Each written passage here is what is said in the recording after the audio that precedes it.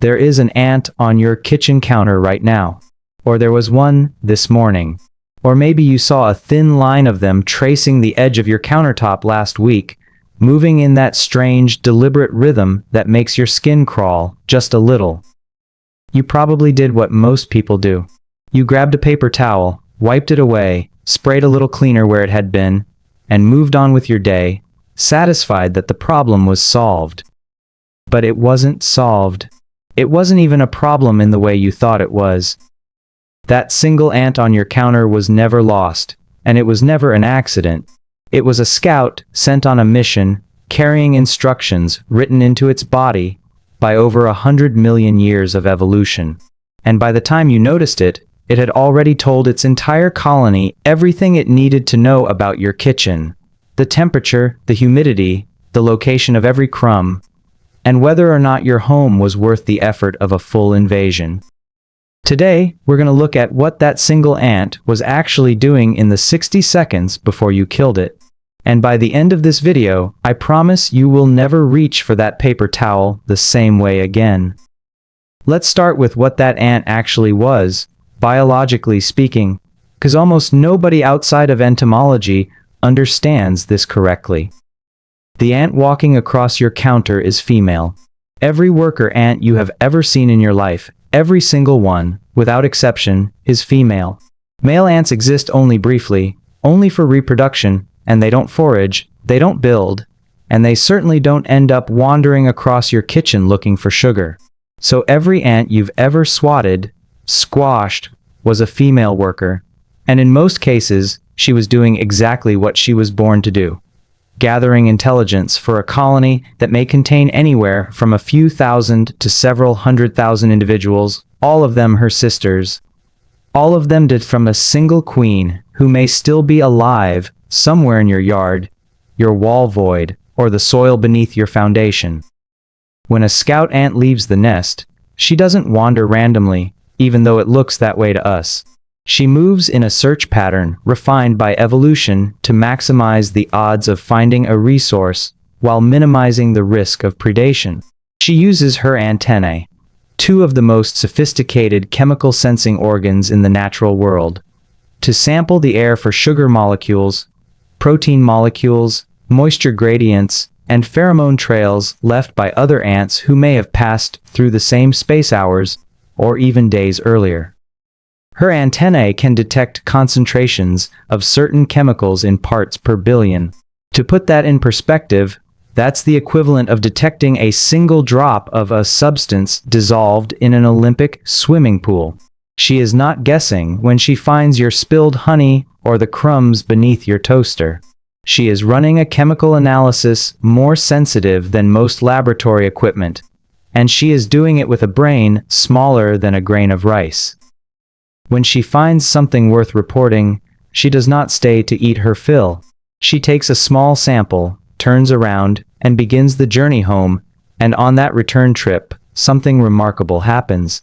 She begins to lay down a trail. The pheromone trail an ant leaves behind is not a simple marker. It is a language, layered and specific, capable of communicating far more than food is this way. The trail itself is made of hydrocarbon compounds secreted from a gland near the tip of the ant's abdomen, and it is deposited in a series of small dashes and dots along her path home, not unlike Morse code pressed directly onto your kitchen floor. The concentration of the pheromone tells other ants how urgent and how valuable the discovery is. A thick, continuous trail says, "This is worth the trip, bring reinforcements." A thin, broken trail says, "This is marginal, proceed with caution, don't commit many workers." This is why you sometimes see a single ant one day, and by the third day, you have what looks like a full-blown highway of them moving in and out of a crack in your baseboard. It isn't that more ants suddenly appeared from nowhere. It's that the original discovery was significant enough that the colony committed increasing numbers of foragers to it, each new ant reinforcing the trail on her own trip back, creating a feedback loop that grows stronger the more successful it is. And here is the detail almost nobody knows. This system has a built-in expiration date. Ant pheromones evaporate. A trail that isn't actively reinforced by new traffic will fade within roughly a day, some's less depending on temperature and humidity. This is why, if you remove the food source and clean the area thoroughly, the ants heading toward it will eventually lose the trail and abandon the route entirely, sometimes within 24 hours. It's also why simply wiping the surface with an ordinary cleaner and calling it done is only a partial solution. If the food source itself, the actual crumb, the actual spill, the actual grease residue behind your stove, is still there, new scouts will eventually rediscover it and lay a fresh trail. And you'll be right back where you started, wondering why the ants came back when really, they never left the idea of your kitchen. They were only ever waiting for confirmation. Not every ant species that shows up in your kitchen means the same thing, and this is where most people get it completely wrong. Learning to read which ant you're looking at is like learning to read a diagnostic report on your own home. Odorous house ants, the small dark brown or black ants that give off a faint rotten coconut smell when crushed, are overwhelmingly the most common kitchen invader in North American homes. They are drawn almost exclusively to sugar, and their presence usually means one very specific thing. There is a sugar source somewhere in your kitchen that you have not identified. It might not be the obvious spill on the counter. It's more likely to be something hidden. A sticky residue inside a cabinet hinge, a drop of juice that rolled behind the refrigerator, spilled syrup dried onto the back of a shelf. These ants are, in effect, a search party doing the job your eyes already failed to do. Pavement ants, small and dark with faint parallel grooves on their head and thorax, tell a completely different story. If you see them near your foundation, your kitchen doorway, or pushing up tiny mounds of fine sand through cracks in your patio or driveway, they are not interested in your food at all, most of the time. They are excavating beneath concrete, following the path of least resistance through the soil underneath. When that path reveals voids, settling, or erosion beneath a slab, the ants surface exactly where the problem is. Structural engineers will tell you that soil erosion beneath a foundation can go undetected for years. Pavement ants find it for free, and they show you exactly where to look. Carpenter ants, large, often black or reddish-black, and noticeably bigger than the sugar ants most people are used to, tell the most serious story of all. But even here, the common assumption is backwards. Carpenter ants do not eat wood. Termites eat wood. Carpenter ants excavate it, hollowing out smooth tunnels to build their nests, but they can only do this in wood that is already soft, meaning wood that has already been compromised by moisture or fungal decay. If you find carpenter ants inside a wall, inside a windowsill, or around a doorframe, they are not the cause of the damage. They are messenger. Somewhere nearby, there is a leak, a rotting sill plate, or years of slow moisture intrusion that you did not know about, and the ants found it before you did, the same way a canary once told coal miners about gas they could not smell themselves. The pattern across all three is the same. Ants are not randomly invading your space. They are responding to conditions that already exist. Remove the condition, the sugar, the erosion, the moisture, and the ants, in nearly every case, redirect their attention elsewhere on their own, without a single chemical spray. Here is where the story becomes genuinely unsettling, in the best possible way. An ant colony does not have a brain in the way we understand the term. There is no central command center, no single individual directing traffic. And yet, colonies behave in ways that strongly resemble memory, learning, and even scheduling. Researchers studying ant colonies over extended periods have documented something remarkable. Colonies that are repeatedly exposed to a food source at a consistent time of day will begin dispatching more foragers in anticipation of that time, even before the food reappears. If you tend to leave dishes in the sink overnight on weekends, or if your household consistently generates more food waste on certain days, the colony nearby may, over time, begin adjusting its foraging schedule to match your patterns. In a very real sense, the ants in your walls may understand your household routine better than a house guest would after a month of visits. This isn't mysticism. It's the emergent result of thousands of individual ants, each following simple chemical rules, repeated over weeks and months, gradually shaping a colony-wide behavior that looks, from the outside, remarkably like learning. And because a queen ant can live over a decade in many species, with some documented queens surviving 15 to 25 years in stable conditions, the colony behind your baseboard this year may be the very same colony that was there 3 years ago, and the same one that will still be there 3 years from now, unless the underlying conditions that support it actually change. Killing the individual ants you see does almost nothing to this system. You are removing a handful of soldiers from an army of thousands. An army with a memory that persists across years, and a queen who has no reason to relocate unless her environment gives her one. It's worth stepping back here, because most of what you've heard about ants treats them purely as a nuisance to be eliminated. But outside your kitchen, in your yard, in the soil beneath your lawn, ants are doing work that would otherwise cost you money and effort to replicate. A single ant colony can move and aerate several kilograms of soil over the course of a season, improving drainage and allowing oxygen and water to reach plant roots more efficiently.